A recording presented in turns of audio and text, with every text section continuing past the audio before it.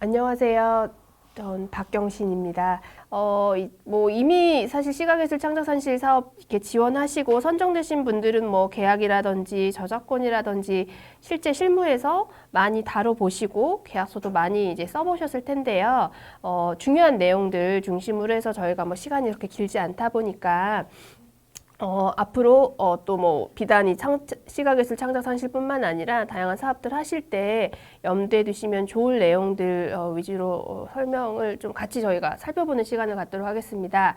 뭐 다 아시다시피 시각예술 분야 같은 경우는 특히 저희가 플레이어들이 많잖아요. 하나의 프로젝트를 함에 있어서도 뭐 지금 사실은 저희 보시다시피 슬라이드에 다양한 이제 플레이어들이 작업을 하시다 보니까 하나하나가 어떻게 보면 다 저작권 관계인 거고 계약 관계인 거고, 특히 이렇게 지원 사업을 통해서 이루어지는 프로젝트 같은 경우는 이제 지원 기관과의 관계도 있고 작가와 뭐 예술창작 스텝, 저희 뭐 어시스턴트라고도 할 수 있는, 그리고 뭐 비평, 그 다음에 이제 공간 같은 경우는 아마 이제 공간에서 지원 받으셔서 작가분들이랑 또 계약을 하시게 될 텐데요. 이제 이런 경우가 하나하나 다 어떻게 보면 계약 관계이기 때문에 특히 저작권을 중심으로 해서 살펴보도록 하겠습니다. 뭐 서명 계약을 왜 체결해야 되느냐? 뭐 너무 다 당연히 아시는 거고, 구두 계약은 그러면 뭐 효력이 없어서 서명 계약을 체결하라고 하는 것이냐? 사실 구두 계약도 효력이 없진 않습니다. 뭐 저희 대법원의 입장도 그렇고 일정한 요건을 충족하면 구두 계약도 네, 당연히 계약으로서 효력이 있고, 실제로 이제 프로젝트들 하시면서 이제 뭐 서명 계약 체결하시지 않는 경우 뭐 그동안도 있었을 테지만 이제 그런 경우라도 효력이 없지는 않는데요. 효력을 왜 구두 계약을 체결하셔야 되느냐? 네, 가장 중요한 게 사실은 예술인복지법상 서명 계약이 의무화가 됐고요. 그래서 계약서를 작성하지 않고 만약에 뭐 문화예술기획업자 등이 업무를 처리한다 그러면 이게 과태료 부과 대상에 해당이 되고요. 그래서 반드시 계약 금액, 뭐 계약 기간, 갱신, 중요한 사항들에 대해서 명시되어 있는 계약서를 서로 주고받도록 서명 계약이 의무화가 됐고, 그리고 가장 최근에는 예술인복지법이 또 개정이 되어서요.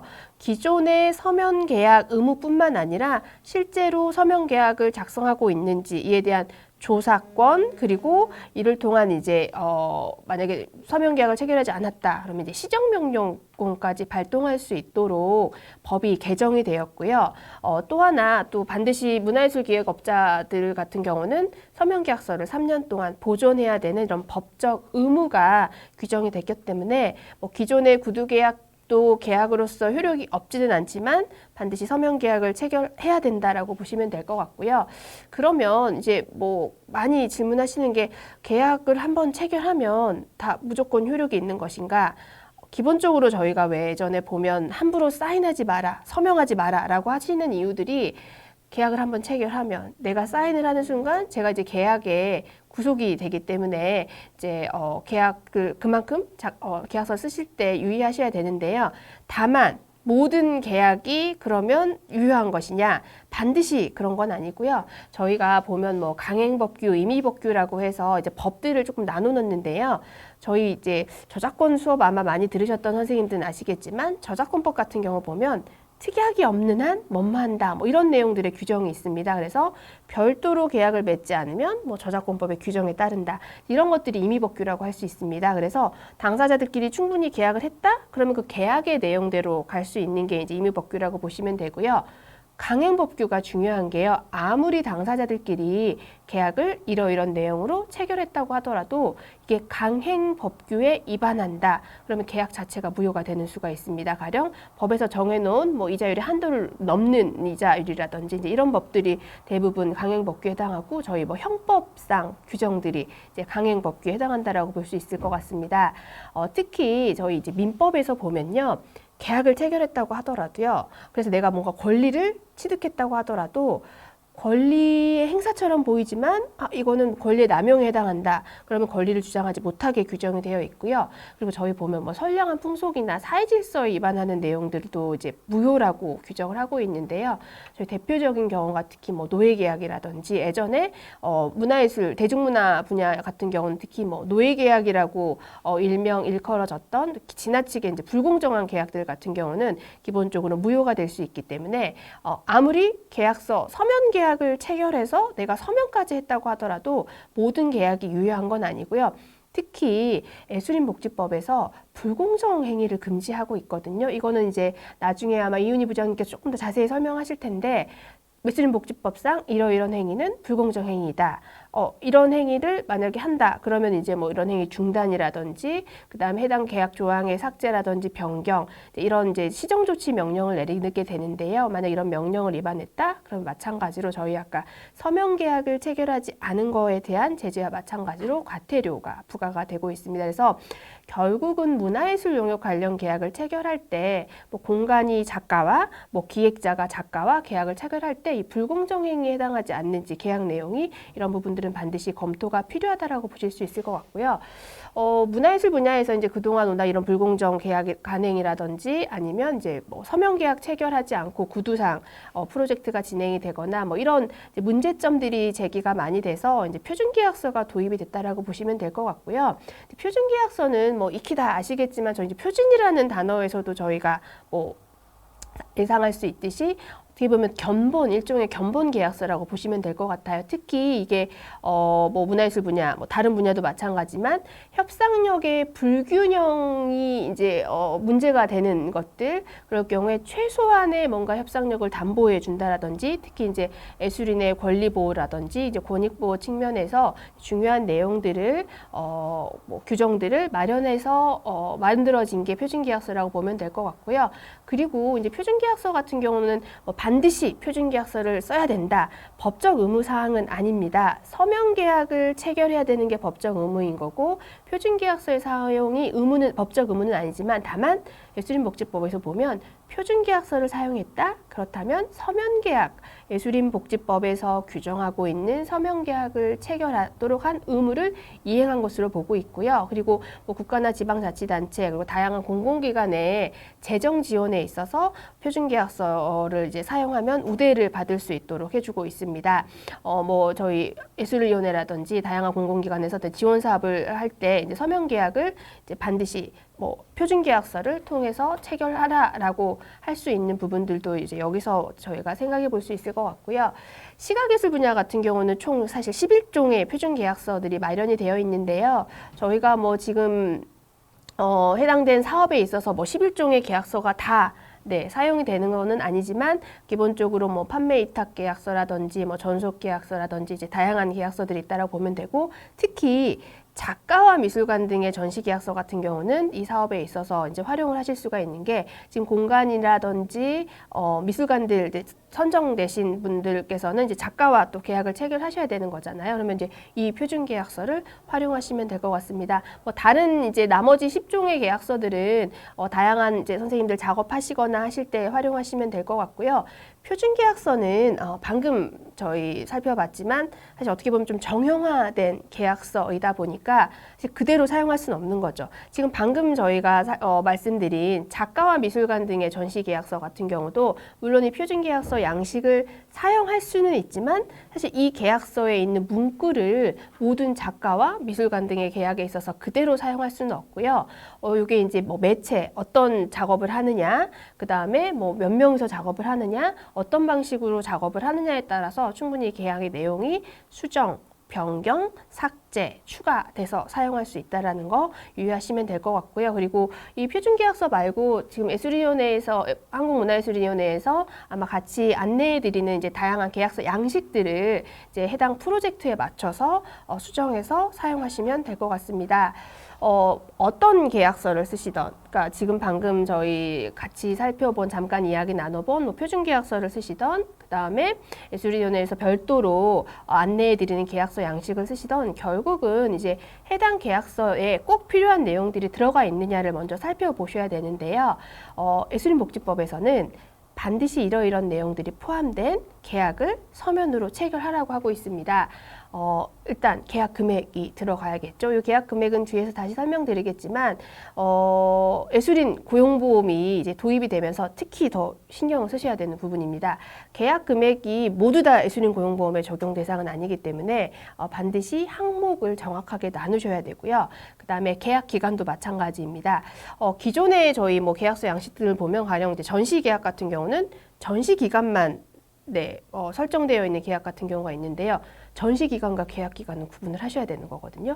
전시 기간, 가령 전시를 2주 하는데 2주 앞뒤로도 분명히 무엇인가 액티비티를 하시잖아요. 이제 그런 경우는 계약 기간을 어떻게 설정할 것인지 결국 이것도 예술인 고용보험과 연동이 되기 때문에 이 부분도 유의하실 필요가 있으시고요. 그리고 이제 계약 같은 경우는 이거 이제 바로 뭐 자동 갱신되게 할 건지 계약이 만료되면 뭐 바로 그냥 계약이 종료되는 걸로 할 건지 이제 이런 부분들도 계약서에 반드시 포함되어 있어야 되고요. 그 다음에 권리 의무. 내가 이 계약을 체결함으로써 어떤 권리를 갖게 되고 또 상대방은 어떤 권리를 갖게 되는지, 즉 나는 어떤 법적 의무를 부담하게 되는지에 대해서 명확하게 표시를 하셔야 되고요. 이제 대표적인 게 저희 이제 좀 자세히 살펴볼 저작권, 소유권 이런 내용들이 되겠죠. 그리고 업무나 과업의 내용. 내가 이 전시를 위해서 어떤 작업을 해야 되고 뭐 어떤 글을 써야 되고 뭐 어떻게 뭘 제공을 해줘야 되고 이제 이런 부분들이 이 용역과 관련된 내용으로 보시면 될 것 같고요. 그 다음에 수익의 배분에 관한 사항. 계약 금액과 수익의 배분을 조금 구분을 하실 필요가 있는 게요. 계약 금액은 어떻게 보면 뭐 인건비라든지 그 다음에 제작 비용이라든지 이런 부분들로 볼 수 있지만 수익의 배분은 혹시라도 어떤 프로젝트를 통해서 별도의 수익이 발생한다. 가령 유료로 도록을 판매한다. 유료로 출판을 했다. 그러면 사실 이제 출판에 따른 뭐 도록 판매에 따른 수익이 발생하는 거잖아요. 그래서 그런 부분들에 대해서는 계약 금액과 별도로 수익의 배분에 관한 사항이 포함되어야 되고요. 그리고 혹시라도 분쟁이 발생했을 경우에 사실은 프로젝트 하면서 분쟁이 발생하지 않는 게 가장 좋은 거죠. 그렇지만 분쟁이 발생했을 경우에 우리는 어떤 뭐 절차를 따른다라든지 이런 부분들에 대해서도 계약서에 반드시 들어가 있어야 되기 때문에 특히 예술인복지법에서 반드시 계약서에 넣어야 된다라고 한 부분들이 내가 지금 체결하는 계약에 포함되어 있는지 반드시 확인하실 필요가 있습니다. 저희가 이제 사실은 보면 문화예술 용역 관련된 계약과 관련해서 필수적으로 들어가야 될 사항들을 좀 표준계약서 모두 다 항목 하나하나 살펴보면 너무나 좋겠지만 이미 잘 아실 거라고 또 생각을 하고 또 시간이 저희가 뭐 제약이 있기 때문에 저희 권리에 관한 특히 이제 저작권을 중심으로 해서 좀 자세히 살펴볼 텐데요.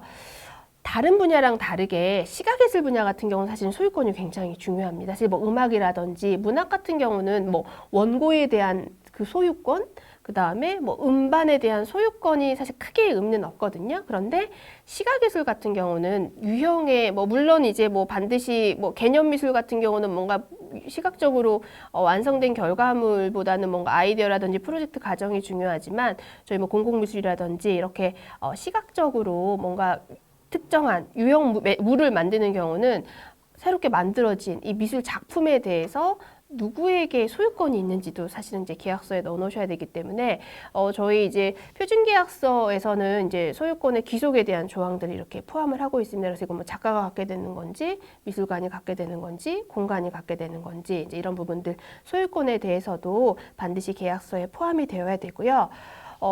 저작권이 사실은 제일 중요한 거죠. 뭐 요즘은 뭐 문화예술 콘텐츠 분야에 있어서 어떻게 보면 가장 중요한 계약의 중요한 내용이 저작권이라고 보시면 될 것 같은데요.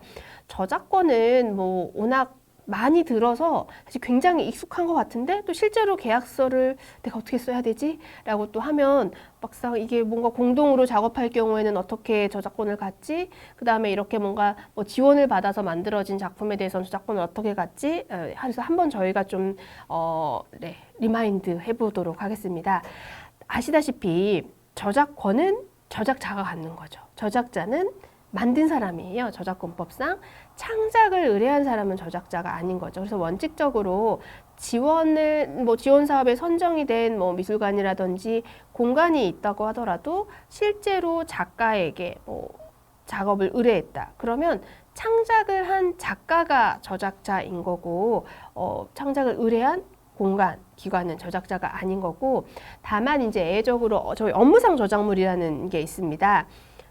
만들지 않았지만 일을 시킨 사람이 이제 저작자가 되는 규정이 업무상 저작물에 해당하는데요. 다만 한 가지, 지금 저작권법이 사실은 좀 개정 작업에 있어요. 그래서 개정안이 발의가 됐는데 이 업무상 저작물 규정은 어쩌면 법이 바뀔지도 모르겠습니다. 그래서 혹시라도 이제 오늘 저희 같이 저작권 살펴본 다음에 이 저작권법이 어떻게 개정되는지 좀 선생님들이 관심 가지고 살펴보시면 좋을 것 같아요. 굉장히 중요한 내용들, 특히 문화예술 분야에 영향을 미칠 만한 내용들이 지금 개정안에 많이 포함이 되어 있고, 뭐 추가 보상 청구권이라든지, 가령 내가 저작권을 양도했는데 추후에 굉장히 수익이 많이 발생했어요. 그러면 추가로 보상을 청구할 수 있는 권리라든지 중요한 내용들이 많이 포함이 되어 있기 때문에 이 부분 업무상 저작물과 마찬가지로 좀 관심을 가지시면 좋을 것 같은데, 어쨌든 현재 저작권법의 규정을 바탕으로 해서 말씀을 드리면 창작을 의뢰한 사람은 저작자가 아니다. 다만 예외적으로 가령 우리 공간에서 직원이 뭘 만들었다. 어떤 사업과 관련해서 이런 경우는 업무상 저작물에 해당할 수가 있는데요. 말 그대로 이제 단체, 법인, 뭐 저희 소위 말해서 이제 뭐 회사가 기획을 했고 회사의 직원이 그 자기 업무와 관련해서 만든 것들은 이제 회사가 실질적으로 만든 사람은 직원이지만 회사가 저작자가 된다라는 게 이제 업무상 저작물인데요. 그래서 기본적으로 그래서 저희 근로관계라든지 뭐 사용관계가 있는 경우는 이제 회사가 저작자가 되는 규정으로 보시면 될 것 같고요. 근데 저희 이제 문화예술 분야 같은 경우는 워낙 프리랜서 작업들을 많이 하시잖아요. 가령 이번에 선정되신 뭐 작가 공간, 그리고 그다음에 기획자분이 가령 이제 작가분에게 또 다른 작업을 이제 의뢰하시게 되는 경우는 사실 그 작가와 뭐 기획자, 작가와 공간 간에 근로관계라든지 사용관계는 없으시잖아요. 그러면 이제 이런 경우는 누가 저작자가 될 것이냐, 이런 경우도 업무상 저작물로 봐야 될 것이냐. 너무나 유명하고 너무나 클래식한 사건들, 저작권 아마 수업 들으셨던 선생님들은 뭐 여러 번 들어보셨을 사건인데요. 대표적인 게 이게 그러면 저 마스코트를 만든 디자이너, 회사의 의뢰를 받아서 마스코트를 만든 저 디자이너가 이 작업의 저작자인지가 실제로 문제가 됐던 사건인데요. 공모전을 통해서 채택이 됐는데 선생님들 보시면 요 지금 왼쪽이라고 봐야 될까요? 네, 요 작업이 공모전을 통해서 선정이 됐는데 작가랑 회사 사이에 좀 분쟁이 발생을 해서 작가분이 더 이상 난 작업 못하겠다라고 하고, 그 다음에 이제 다른 제3의 디자이너를 통해서 이제 완성이 됐는데 원 디자이너가 내 저작권이 침해됐다라고 주장을 했고, 회사 측에서는 우리가 이거 공모전을 시행을 했고 우리가 기획을 했고 그렇기 때문에 이건 업무상 저작물이라고 주장을 하였으나 우리 대법원에서 도급계약, 그러니까 저희 아마 문화예술 분야에서 제일 많이 체결하는 형태가 아마 도급계약일 것 같아요.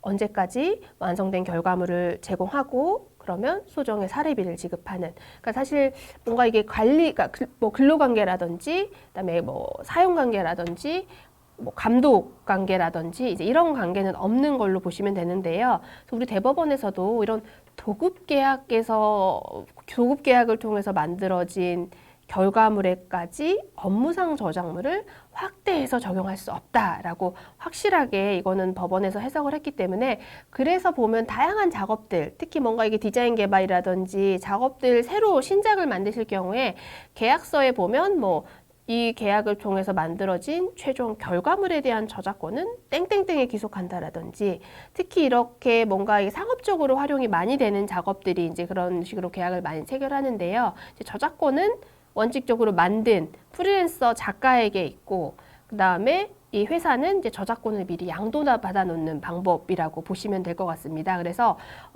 이제 지금 이제 이번에 선정되셔서 사업하실 때 이 사업을 통해서 이 사업을 위해서 신작이 만들어졌다. 이 사업을 위해서 뭐 새롭게 글이 작성이 됐다. 그러면 최종적으로 이 글이라든지 뭐 작품이라든지 어떤 결과물에 대해서 저작권을 누가 갖게 되는지를 반드시 계약서를 통해서 명시해 놓으실 필요가 있습니다. 저작권이라는 게 이제 뭐 저희가 일반적으로는 저작권은 작가에게 있다 이렇게 말을 많이 하는데요. 성격이 다른 두 가지 권리로 이루어져 있는 거죠. 그래서 보면 저희 계약서들 보면 저작 인격권, 저작 재산권이라는 용어가 많이 들어가 있습니다. 저작 인격권은 공표권, 성명표시권, 뭐 동일성 유지권, 저작 재산권은 훨씬 더 복잡한 권리인데요. 저희 최근에 코로나 이후로 특히 신경을 쓰셔야 될 게 저희 뭐 온라인 공연, 온라인 전시 이런 말 많이 하는데요. 저작권법상 정확한 용어는 아니에요. 저희 보시면 네, 이 전송,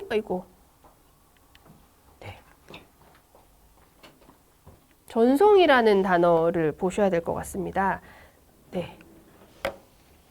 저희 이제 저작 인격권과 저작 재산권을 좀 나눠서 설명을 드리면요. 네. 저작 인격권은 네. 인격적 권리라고 보시면 될 것 같아요. 그래서 내가 이 작업을 공표할지 말지 결정할 수 있는 권리. 성명 표시권.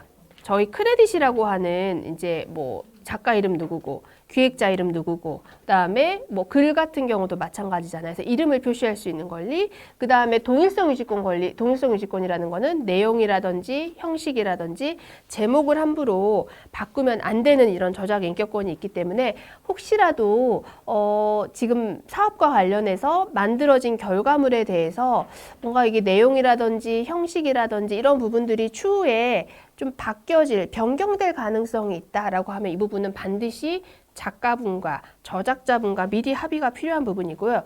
왜냐하면 저작 인격권은 저작자 일신에 전속하는 권리거든요. 일신에 전속한다는 거는 저작자에게만 속하는 권리라고 보시면 될 것 같아요. 그래서 기본적으로 뭐 양도라든지 상속이 불가능하고요.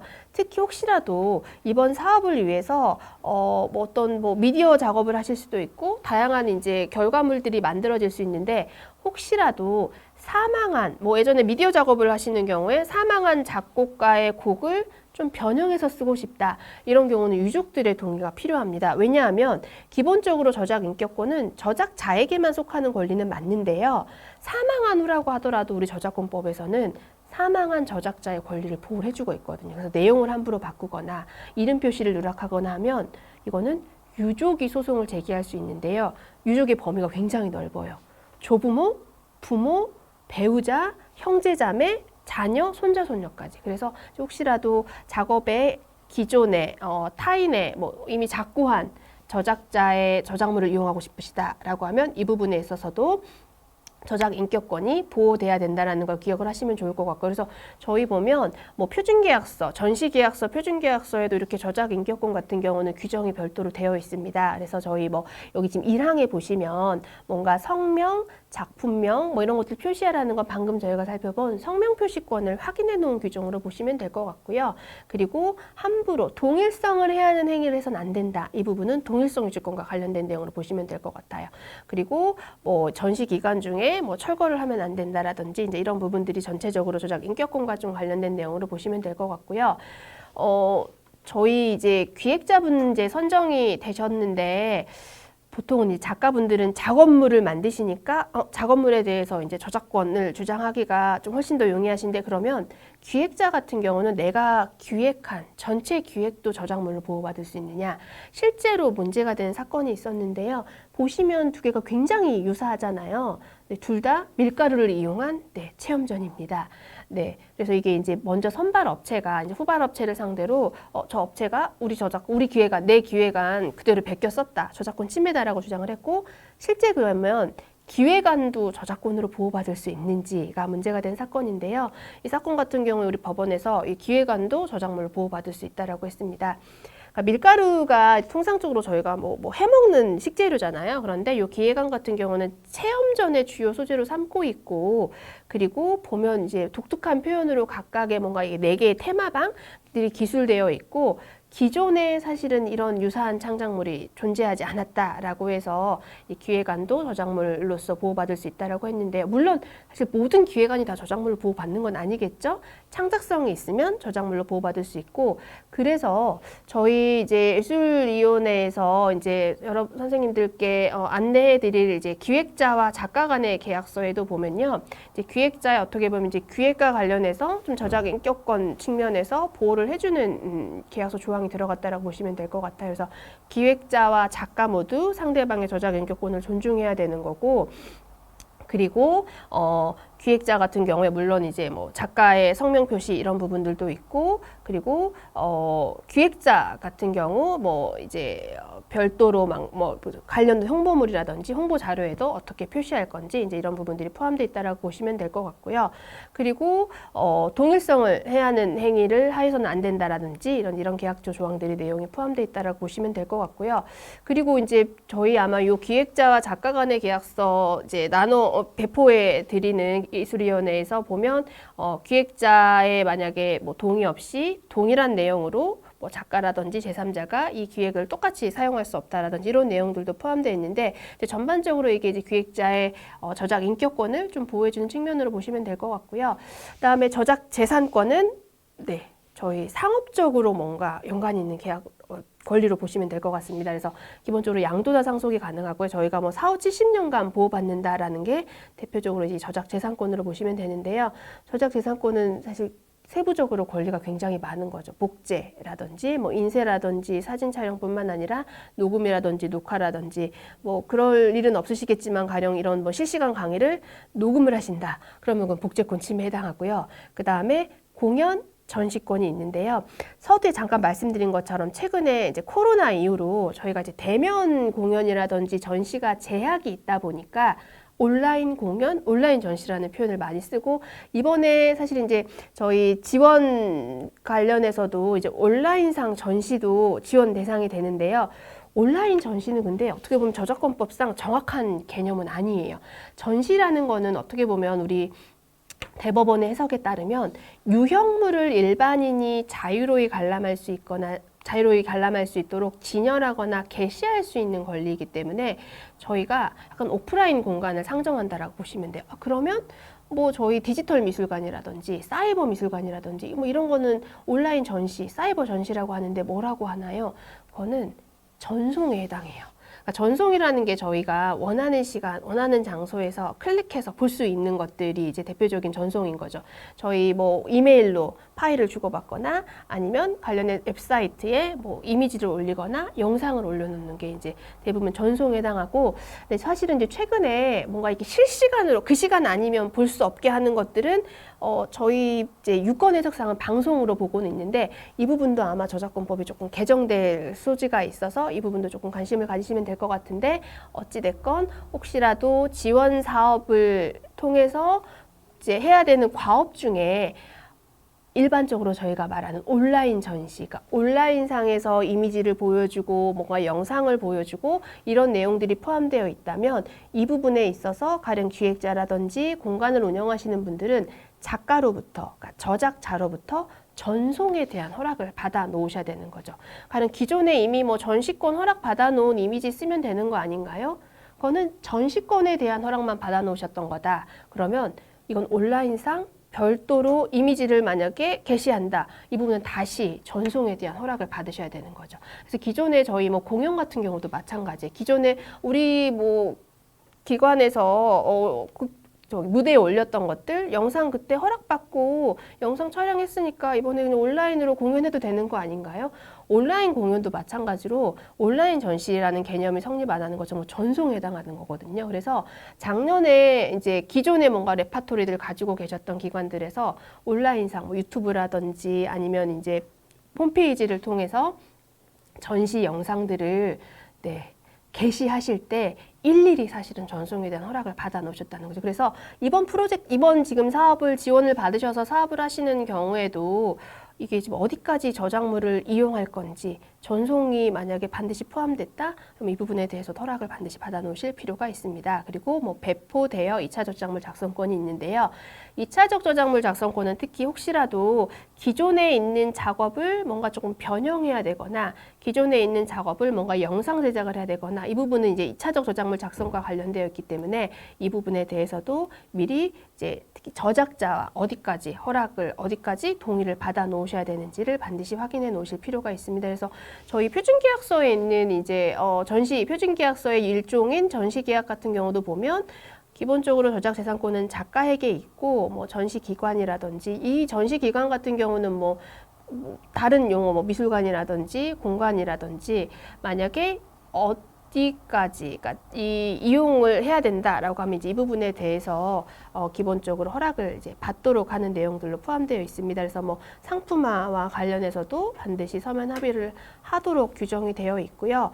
지금 표준계약서에는 사실은 이제 뭐 상품화하고자 하는 경우 서면 합의를 해야 된다라고 할 때 이렇게 돼 있으면 사실 또 별도의 계약서를 쓰셔야 되기 때문에 애초에 처음에 계약서 쓰실 때 뭐 별첨이라든지 이런 부분들을 감안하셔서 계약을 해놓으시는 게 좋고요. 그리고 뭐 소개 목적, 작품의 소개 목적이라든지 해설이라든지 이제 이런 부분들에 있어서는 기본적으로 미리 허락을 받아 놓으시고, 그리고 이제 계약이 종료한 후에는 어디까지 이용할 수 있는지 이제 이 부분들, 그리고 혹시라도 전시 기관이 만들어 놓은 이제 이 작업을 위해서 만들어 놓은 산출물들을 이제 작가가 어디까지 이용할 수 있는지, 표준계약서 같은 경우는 기관의 동의 없이는 제3자에게 제공해서는 안 된다라고 되어 있거든요. 그래서 뭐 가령 작가의 뭐 포트폴리오 제공 목적으로는 이용할 수 있다라든지 이런 부분들을 계약서에 반영을 해 놓으시는 게 좋고요.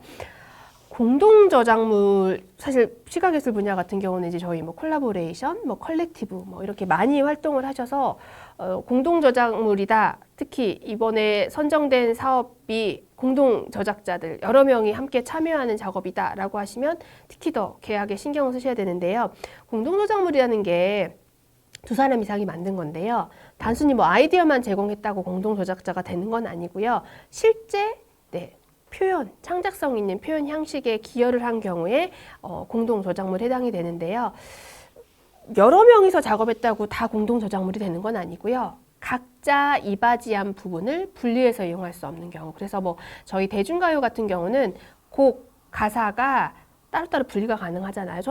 나는 곡만 쓰고 싶다. 가사는 안 써도 된다. 이런 경우는 공동 저작물로 보고 있지는 않고요. 공동 저작물은 분리가 불가능한 경우죠. 가령 저희 왜 조형물 같은 경우에 뭐 두 사람 작가가 두 명이 작업을 했는데 너는 상반신을 작업해, 나는 하반신을 작업할게. 이게 막 분리해서 이용할 수 있는 게 아니잖아요. 이게 대표적으로 공동 저작물로 보시면 될 것 같고요. 그래서 결합 저작물과 공동 저작물은 반드시 구분을 하시고, 특히 공동 저작물은 왜 중요하냐면요. 전원의 합의에 의해서만 행사할 수 있도록 저작권법에서 제한을 두고 있습니다. 즉 내가 아무리 저작자 중에 한 명이어도 막 마음대로 할 수가 없는 거죠. 내가 혼자 뭐 이용할 수 있도록 허락을 해준다라든지 이렇게 할 수 없기 때문에, 물론 뭐 이제 신의에 반해서 합의의 성립을 방해할 수 없다라는 제한이 있지만 기본적으로 전원의 합의를 필요로 하는 부분이기 때문에 애초에 공동 작업이다라고 하면 계약을 통해서 이거 우리가 어떻게 권리 행사하고 수익을 나중에 어떻게 가지고 누가 대표권을 가지고 있고 이런 부분들을 반드시 계약서에 명시해 놓으실 필요가 있습니다. 뭐 대표권자를 지정해 놓으실 수 있는 거죠. 5명이 우리는 이 작업을 한다. 근데 일일이 이걸 우리가 다 뭔가 뭐 모든 계약 건건마다 뭐 허락을 해주고 이러긴 너무 번거롭다라고 하시면 그 중에 한 명을 대표자로 대표권을 행사할 수 있도록 하는데요. 다만 대표권을 행사하되 일정한 경우에는 다시 합의 우리 해야 돼. 제한을 둘 수는 있는데요. 다만 이렇게 제한을 뒀다고 하더라도 이런 제한 사유가 있다라는 걸 모르는 사람에게 대해서는 대항할 수 없다라는 거죠. 원래 뭐 3천만 원 이상 계약은 다시 전원의 합의를 하도록 했는데 4천만 원짜리 계약을 한 거예요. 근데 4천만 원짜리 계약을 한 상대방이 나 그런 제한 있는 거 몰랐는데요 라고 하면 이제 이 부분에 있어서 뭐 계약의 무효라든지 취소를 주장하기는 힘들다라고 보시면 될 것 같고, 그래서 이제 반드시 이런 대표권을 행사하도록 한 사람을 지정해 놓을 경우에는 범위를 명확하게 규정해 놓으실 필요가 있습니다. 그래서 저희 예술위원회에서 이제 제공하는 이제 기획자 뭐 작가 간의 계약서 같은 경우도 만약에 이게 공동 저작물이다라고 하면 권리관계를 별도로 정하도록 규정을 하고 있습니다. 방금 말씀드렸다시피 공동 저작물은 여러 명이다 보니까 복잡해지고, 특히 뭐 앞으로 추후에 이제 이 사업이 끝나더라도 추후에 뭐 이용하거나 이제 다양한 방법으로 2차, 3차적으로 이용할 수 있기 때문에 이런 부분들을 좀 명확하게 해놨다라고 보시면 될 것 같고요. 그리고 아까도 잠깐 말씀드렸다시피 이제 프로젝트 종료 후에 이제 기획자의 기획과 똑같거나 동일한 내용을 이제 참여한 작가가 뭐 이용할 수 없도록 한다라든지 이제 이런 부분들도 연결돼 있다라고 보시면 될 것 같고, 그래서 저희 지금 예술위원회에서 아마 제공할 양식 보면 공동 저작물의 경우 권리관계는 뭐 별지 1에서 정하는 바와 같다 이렇게 규정을 하고 있고요. 별지에서 이렇게 공동 저작자가 누구인지, 누구는 무슨 일을 했고, 누구는 무슨 일을 했고, 누구는 무슨 일을 했고. 왜냐하면 이게 아이디어만 단순히 제공한 사람은 공동 저작자가 되는 건 아닌데, 추후에 혹시라도 분쟁이 발생했을 경우에 이 사람이 실제로 표현 형식에 기여했는지, 단순히 아이디어만 제공했는지, 어떻게 보면 이게 하나의 증거 자료가 될 수 있기 때문에 반드시 업무 범위를 명확하게 기재를 해 놓으셔야 되고요. 그리고 여러 명이 그러면 권리 행사를 어떻게 할 건지, 공동 조작자들이 그러면 공동으로 소유하고, 그 다음에 대신에 이제 뭐 누가 대표해서 행사할 수 있도록 이렇게 계약서에 되어 있는데, 나는 저 사람을 믿을 수 없어 라고 하시면 굳이 대표권 뭐 행사가 법적 의무는 아니기 때문에 항상 어떤 경우든지 같이 행사하도록 하시는 것도 방법이고요. 그리고 지분을 어떻게 가질 건지, 그리고 혹시라도 이걸 등록할 경우에 반드시 전원이 다 공동 저작권자로 등록이 되어야 되고, 그리고 지분 비율도 명시하도록 규정이 되어 있고요. 또 수익 배분도 어떻게 할 건지, 저작권 지분에 따라 갈 건지 별도로, 뭐 저작권 지분은 우리가 60대 40이지만 뭐 수익은 50대 50으로 한다라든지 이제 이런 부분들도 이 별지 형식으로 마련이 되어 있기 때문에, 요 예술위원회에서 아마 제공하는 이 계약서 같은 경우는 비단 지금 시각예술 창작 이 지금 지원 사업뿐만 아니라 다른 계약서에도 충분히 활용이 가능한 계약서 유형으로 보시면 될 것 같고요. 그리고 저작 인격권도 마찬가지고, 이게 여러 명이 이제 참여하다 보니까 각자 다른 공동 저작자의 저작 인격권을 존중하도록 규정이 되어 있습니다. 그리고 내용이나 형식 같은 경우 함부로 바꾸면 이게 동일성 유지권 문제가 되고요. 그리고 대표 마찬가지로 저작 재산권자도 대표권을 자를 지정할 수 있듯이 저작 인격권도 한 사람이 이제 대표해서 행사할 수 있도록 규정이 되어 있습니다. 지금 이제 방금 저희가 살펴본 계약서 유형이요. 문화예술위원회에서 마련하신 기획자와 작가 간의 계약이라면, 이제 작가들 간의, 그러니까 저희 팀으로 활동하시는 선생님들 선정되신 분들 중에 이제 공동창작 계약서 양식도 아마 같이 제공이 될 텐데요. 이제 이 경우도 마찬가지인 거죠. 대표 만약에 뭐 해당 작가 팀에 대표 작가가 있다. 그 사람이 A이다. 그리고 A와 참여 작가들 가령 뭐 4명, 5명일 수도 있고요. 모두 공동으로 가령 뭐 소유하고, 대신에 이런 경우에 A가 대표해서 행사할 수 있도록 이렇게 이제 뭐 규정이 되어 있고요. 그 다음에 지분 같은 경우도 그 다음에 뭐 작가가 최종 수령한 뭐 사업비 비율에 뭐 비례해서 그다음에 소유하는 것으로 이렇게 규정이 되어 있고, 마찬가지로 이제 해당되는 뭐 내용들에 대해서 이렇게 별지로 내용들이 규정이 되어 있다라고 할 수 있고요. 그런데 저희 아까 공동 저작물과 결합 저작물은 구분을 하셔야 된다라고 말씀을 드렸잖아요. 공동 저작물 같은 경우는 각자 이바지한 부분을 분리해서는 이용할 수 없는 경우가 공동 저작물이기 때문에, 이렇게 뭔가 공동으로 소유하고 지분이라든지 뭐 수익 배분에 대해서 반드시 계약서에 명시하시라고 되어 있는데, 공동으로 작업을 했다고 하더라도 어떤 경우는 그건 분리가 가능한 경우가 있거든요. 저희 대표적인 경우가 사실 뭐 공공미술 프로젝트 같은 경우에 해당할 수가 있고, 아니면 저희 뭐 프로젝트 같은 경우에서 특정 부분은 이거는 이 프로젝트의 일환으로 만들어진 거긴 하지만 N은 별도로 분리해서 이용이 가능한 경우가 있어요. 가령 미디어 작업을 하시는데 제가 작곡을 한 거죠. 그러면 그 곡은 사실 어떻게 보면 전체 프로젝트와 별개로 이용이 가능하거든요. 그래서 이런 경우는 사실 이제 공동 저작물이라고 보기 힘들기 때문에 이렇게 프로젝트 자체와 분리해서 저작권을 행사할 수 있는 경우는, 이거는 이제 별도로 그 해당 작업을 만든 작가가 개별적으로 권리 행사할 수 있는 거고, 나머지 작가들이 이거 우리 공동으로 작업한 프로젝트잖아라고 하는 이유만으로 막 무단으로 이용하거나 이렇게 할 수가 없다는 거죠. 이제 그 부분이 이제 뭐 이게 기본적으로는 저작권을 공동으로 소유하지만 프로젝트 참여 작가들 중에 일부가 창작한 저작물이 만약에 프로젝트 자체와 분리해서 저작권을 행사할 수 있다. 방금 설명드린 것처럼 이 경우에는 A와 다른 참여 작가들은 이를 존중해야 된다라는 내용이 포함되어 있습니다. 그래서 이제 이런 경우라면 이거는 별지 형식으로 해서 이 부분은 별도로 누구의 저작권, 누가 단독으로 저작권을 갖는다, 이런 부분을 명확하게 해놓으시는 게 좋죠. 그래서 추후에 이게 이제 이 부분은 내가 아무리 작업에 공동으로 참여했지만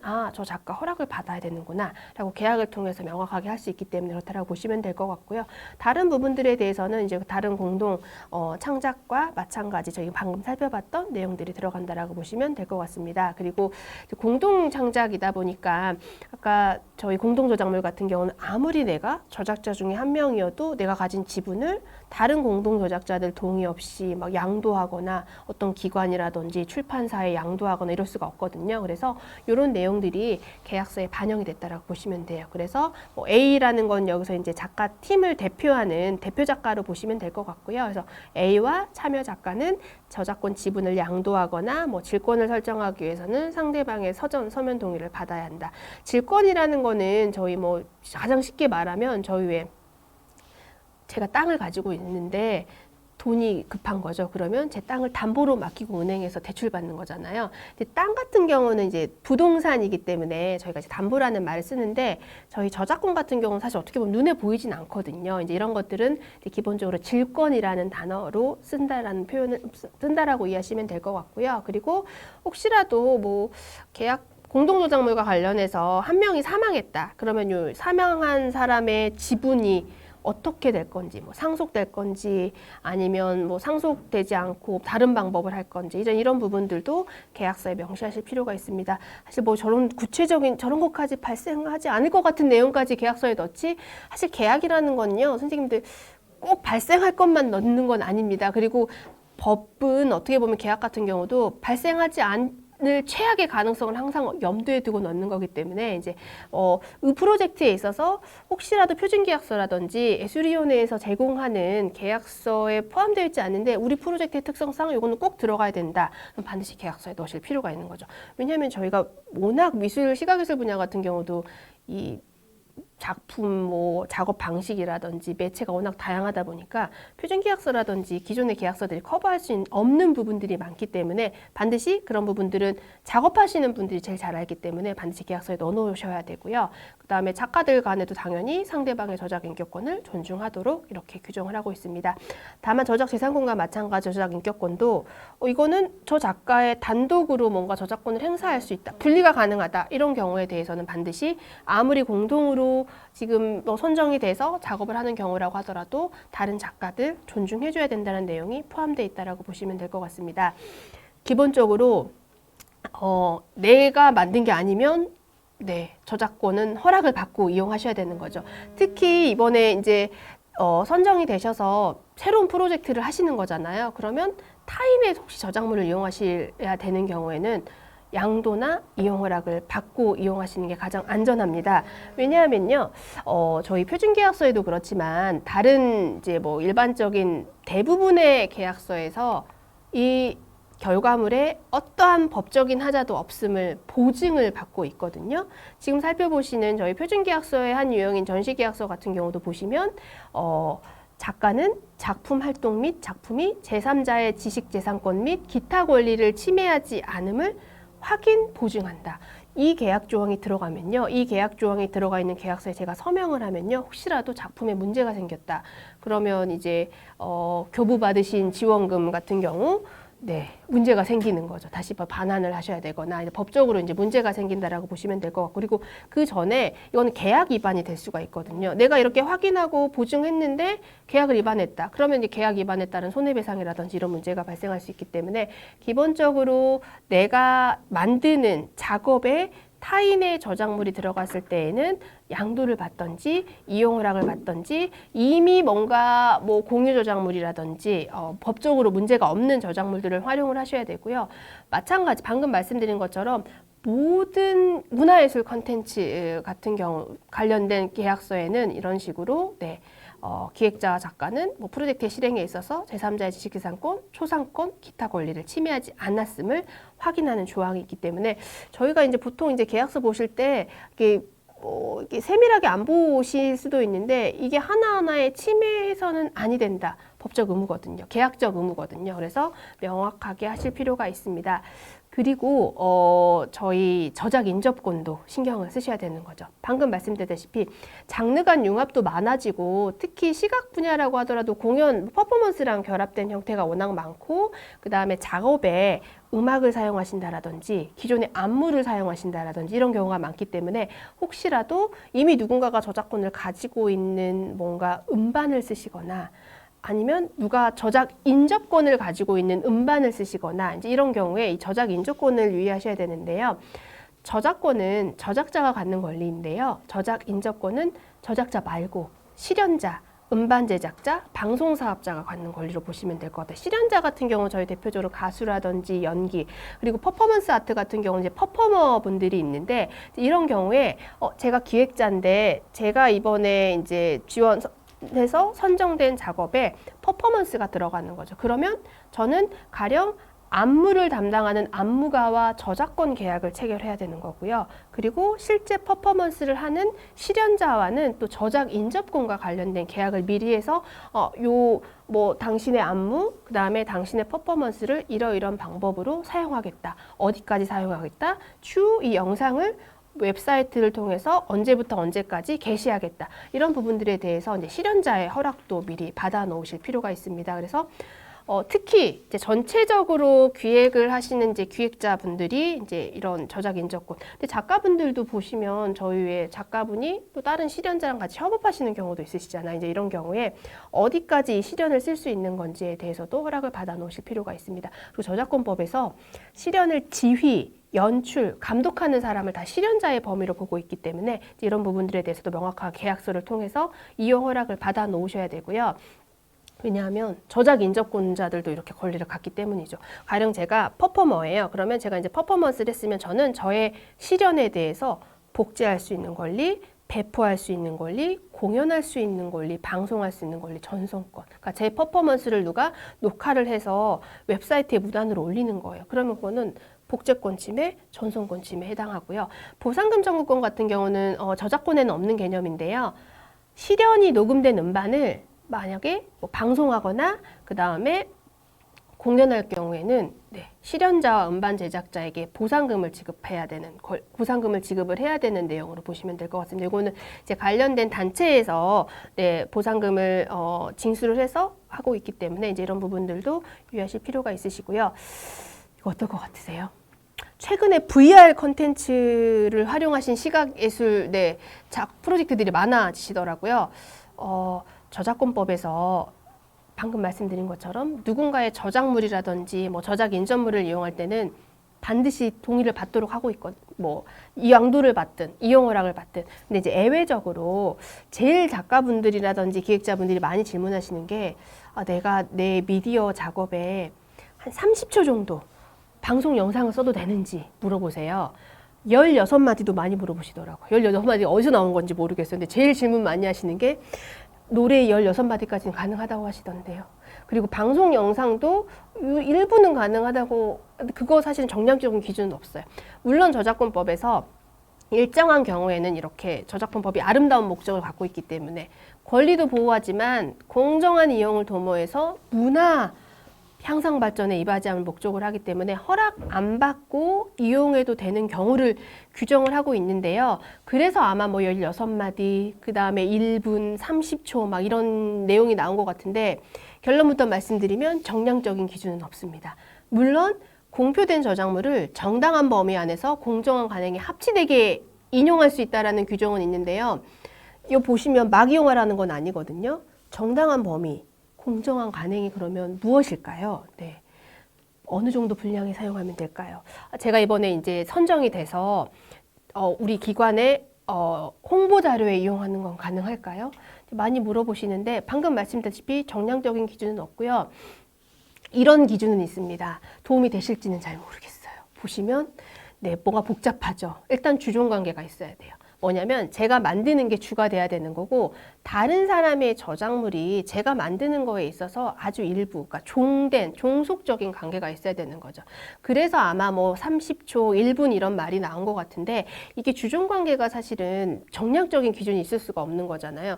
제가 30초 영상이면 사실 20초만 다른 사람 거 써도 이거는 제가 주라고 볼 수가 없거든요. 그리고 또 어떤 걸 보고 있느냐면 종합적으로 뭘 고려를 하라고 하고 있어요. 왜 이용했니? 상업적이니 비상업적이니? 그 다음에 특히 중요한 게 분량 많이 이용하면 이용할수록 특히 우리 관련된 판례에서 법원이 중요하게 보는 게 시장 수요를 대체하는지. 제가 3분짜리 뭘 만드는데 BTS의 노래를 다 쓰는 거죠. 그러면 원래 그거 음원을 제가 구매를 했어야 되는데 제가 이거 그냥 영상 쫙 뿌려버리면 제 영상만 보고도 영상 안 보고 음악 들을 수 있게 되는 거잖아요. 그러니까 시장 수요를 대체하는. 그래서 혹시나 제 작업에 누군가 사진 작가님의 작업을 사진을 썼는데 해상도 너무 좋은 게 들어가는 거죠. 그러면 이제 시장 수요를 대체한다라고 봐서 사실 정량적인 기준이 있다라고 보기는 힘들고요. 이런 것들이 다 고려돼야 된다라고 하고 있고 실제로 저 비더레즈 티셔츠 사건이 있었는데요. 저 비더레즈가 저작물이거든요. 티셔츠가 저작물이 아니고 저 도안이 저작물인데 이게 이제 사진 업체에서 저 티셔츠를 입은 모델을 찍은 사진을 이제 판매를 해서 문제가 됐는데 공표된 저작물을 정당한 범위에서 인용했다라고 보지 않았습니다. 일단 영리 목적으로 이용했고 저 티셔츠에서 비더레즈가 굉장히 전체가 중요한 부분에 딱 사용이 됐고 그리고 시장 수요도 대체한다라고 본 거죠. 이걸 저렇게 사용할 수 있도록 허락을 해줘 버리면 권리자 입장에서는 원래 내가 사용료 받고 허락해주면 되는데 그 시장이 사실 없어져 버리는 거잖아요. 그래서 정당한 범위 안에서 공정한 관행이 합치된 인용에 해당한다라고 보지 않았던 사건으로 보시면 될 것 같고요. 물론 저희 이제 이런 사건도 있긴 있거든요. UCC 영상에 굉장히 한 7, 8마디 정도 다른 사람의 노래를 사용한 경우에는 이제 정당한 범위 안에서 공정한 관행이 합치된 인용에 해당한다라고 봤는데 그렇다고 또 여기 7, 8마디 사용하는 건 괜찮을까요?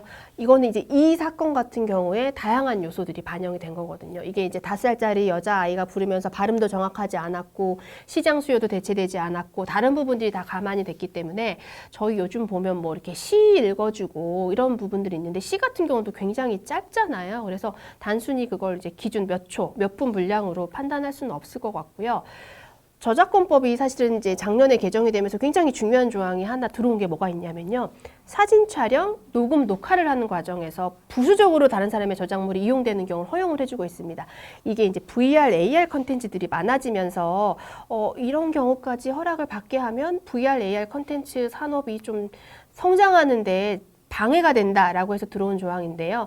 저희 대표적으로 저희 전시장을 가면 전시장 전경을 찍다 보면 이제 작품들이 일부 나오거나 공연장 가서 뭔가 이제 방송 같은 경우 되잖아요. 그러면 음악이 일부 들리거나 이런 경우들 있잖아요. 이제 이런 경우까지 일일이 허락을 받게 하기는 어렵다.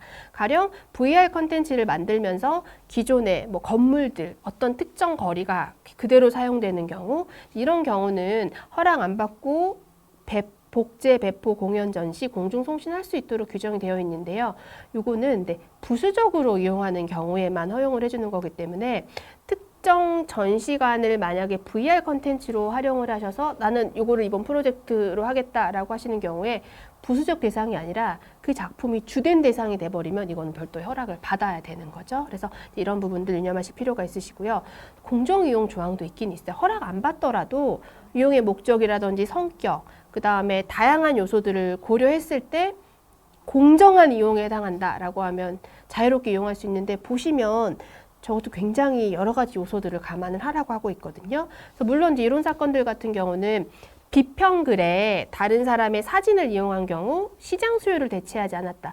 저게 해상도가 엄청 좋아서 저 사진 작가의 시장을 뺏어왔다라든지 이렇게 보지 않았고 그 다음에 이제 비평글이다 보니까 허용이 됐는데 우리가 이게 공익적인 목적으로 하는 사업, 지원 사업, 문화예술 사업이니까 이거 다 공정한가요? 그렇진 않아요. 문화예술과 관련돼서 사실 전 국민의 문화 향유를 이렇게 저변을 확대하고 목적이 아름답다고 하더라도 뭔가 시장 수요를 대체하거나 분량을 굉장히 많이 쓰거나 하면 그 부분에 있어서는 네, 저작권 침해가 될 수 있고, 궁극적으로는 해당 결과물에 대해서 제3자의 권리를 침해하지 않았음을 확인 보증한다라고 하는 그 계약 위반이 될 수 있기 때문에 타인의 저작물을 이용해서 작업하실 경우에는 유의하실 필요가 있으시고요. 그래서 양도나 이용 허락을 받으시던지 아니면 좀 저작권이 자유로운 저작물을 쓰시던지 하셔야 되는 거죠. 그래서 뭐 저작권위원회에서 운영하는 공유마당 사이트 가시면 이제 공유 저작물이라고 해서 애초에 저작권자가 나는 내 저작물들 이러이런 목적으로 공유하겠다라고 하는 이제 용도로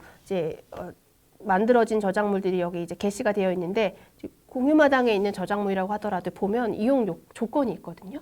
상업적으로는 이용하지 마라, 변형하지 마라. 이용 조건을 반드시 확인 다음에 확인하시고요. 그리고 요즘 최근에는 뭐 저작권 프리 뮤직, 그다음에 저작권 프리 사진 뭐 이런 것들 워낙 사이트들 많이 있으니까 각종 안전한 이용 허락이라든지 양도를 받지 못하시는 경우에는 이렇게 조금 법적으로 안전한 저작물들, 물론 이제 이용 조건은 확인하신 다음에요. 그리고 초상권 확인하실 필요가 있으십니다. 아까 저희 보면 비단 제3자의 저작권, 제3자의 지식재산권 뿐만 아니라 제3자의 초상권을 하지 않았음을 확인 보증한다라는 조항들이 보통 포함되어 있잖아요. 그래서 특히 뭐 가령 커뮤니티 아트라든지 그다음에 일반인들의 뭐 초상이 노출되는 작업이라든지 이런 거 할 경우에는 이제 해당 당사자의 동의를 받아 놓아야 되는데요. 초상권이 잘 아시다시피 사실 헌법상 보장된 권리인데 범위가 굉장히 넓어요. 저희 보통 보면 나 초상권 있어, 사진 찍지 마, 뭐 이렇게 하는데요. 단순히 내가 내 동의 받지 않고는 찍지 마 이게 아니고요. 동의 없이 뭔가 함부로 촬영, 그림 묘사되지 않을 권리, 그 다음에 동의 없이 공표되지 않을 권리, 또 하나 동의 없이 영리 목적으로 이용당하지 않을 권리가 다 포함되어 있어요. 그래서 혹시라도 제가 사진 좀 찍어도 될까요? 동의를 받았다고 하더라도요. 이거를 어떤 목적으로 공표하고 어떤 목적으로 이용할지까지 다 동의를 안 받아 놓으시면요. 내가 이거 찍는데 동의 받았는데요 라고 끝나는 게 아닌 거죠. 그래서 혹시나 작업에 누군가의 초상을 쓰실 때에는 촬영에 대한 동의, 그 다음에 어떤 방식으로 공표할지에 대한 동의, 그 다음에 추후에 이게 뭐 작품이 팔릴 수도 있는 거고, 유료로, 그러니까 뭐 상업적 목적으로 이용될 수도 있는 거, 그렇기 때문에 이 부분까지 다 동의를 받아 놓으실 필요가 있습니다. 이제 뭐 예술의 자유도 있지 않나요? 물론 이제 헌법상 보장된 예술의 자유도 있지만 초상권과 예술의 자유가 충돌했을 경우에 여러 가지를 또 종합적으로 고려를 해야 되는데요. 특히 일반 사인들 같은 경우는 초상권이 굉장히 강력하게 보호된다라는 거를 기억을 하시고 초상이용 동의서를 받아 놓으시는 게 좋습니다. 이건 뭐 예시 규정이기 때문에 다양한 방법대로 활용하시면 되는데요. 이것도 아마 문화예술위원회에서 같이 이제 제공을 해드릴 거예요. 그러면 해당 프로젝트에 맞춰서 어디까지, 그리고 이제 요즘은 개인정보보호법이 워낙 강력하게 적용이 되고 있기 때문에 이제 개인정보라든지 이제 이런 부분들 반드시 동의를 받아 놓으실 필요가 있습니다. 이제 예술인 고용보험 뭐 이제 나중에 별도로 예술위원회에서 강의를 이제 준비하실 텐데요. 그러니까 서두에 반드시 계약과 관련해서는 금액과 기간이 포함되어야 되는데 예술인 고용보험이 적용됨으로써 특히나 더 신경을 쓰셔야 되는 부분이, 예술인 고용보험이 이제 기존에 저희 이제 근로자가 아닌 예술인 중에서 문화예술 용역 관련 계약을 체결하고 다른 사람을 사용하지 않고 직접 노무를 제공하는 예술인들, 그러니까 프리랜서 예술인도 네, 고용보험 적용 대상이 되는 거 이제 제도의 취지인데요. 물론 뭐 65세 이상이거나 건별 월소득이 50만 원 미만인 경우, 물론 단기 이술에는 뭐 50만 원 미만이어도 적용이 되지만 일정 적용 제외되는 대상을 제외하고는 프리랜서 예술인이 적용 대상에 해당이 되고요. 기본적으로 24개월 동안 9개월 이상 이게 고용보험료를 납부했고, 그 중에 3개월은 예술인으로서 피보험 자격을 유지하면 추후에 이제 실업급여를 받을 수 있는 게 이제 전체적인 골자인데요. 이게 보니까 뭐 9개월도 있고 계약 금액도 50만 원이라는 기준이 있다 보니까, 그래서 강조드렸다시피 금액과 기간이 계약서에 명시가 돼야 됩니다. 그래서 이 사람이 지금 고용보험 적용 대상인 거야? 계약 금액이 명확해야겠죠. 그리고 이 사람이 나중에 그러면 내가 이 사람이 수급 요건을 갖췄는지도 사실 계약서상의 계약 기간을 통해서 판단이 되기 때문에 반드시 계약서에 명확하게 하실 필요가 있고요. 기본적으로 이제 애수린과 계약을 체결한 사업주가 신고를 하는 거죠. 물론 예외적으로 뭐 국가나 지방자치단체가 뭐 발주하는 사업 같은 경우는 원 발주인이라든지가 이제 신고를 하도록 되어 있는데 지금 선생님들 이제 이번에 선정되신 사업 같은 경우는 기본적으로 애수린과 계약을 체결한 뭐 기획자라든지 공간이 문화예술 용역 관련 계약을 체결하신다 법상 그러면 반드시 고용보험료를 납부를 하셔야 되는 거고요. 그래서 계약 기간 같은 경우 단순히 뭐 전시 기간 뭐 공연 기간 이런 것뿐만 아니라 앞뒤 기획이라든지 실제적으로 용역이 노무가 제공되는 기간을 다 포함한 계약 기간을 넣으셔야 되고요. 그 다음에 계약 금액 같은 경우도 예전에는 보면 저희가 통으로 그냥 계약 금액이 계약서에 나와 있는 경우가 있거든요. 그런데 애수린 고용보험법상 애수린 고용보험의 이 기준이 되는 계약 금액은요.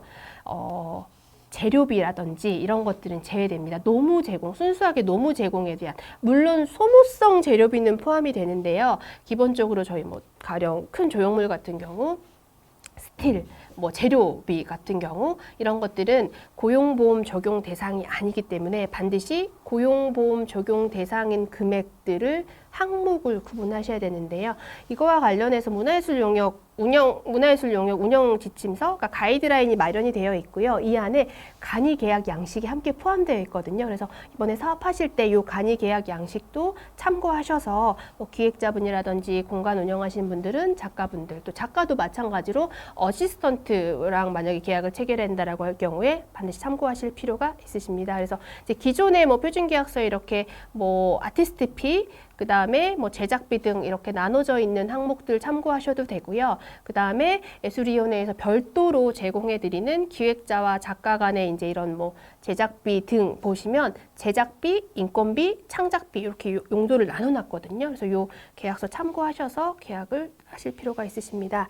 저희 1시간 동안 계약, 저작권 빠르게 조금 달려왔는데요.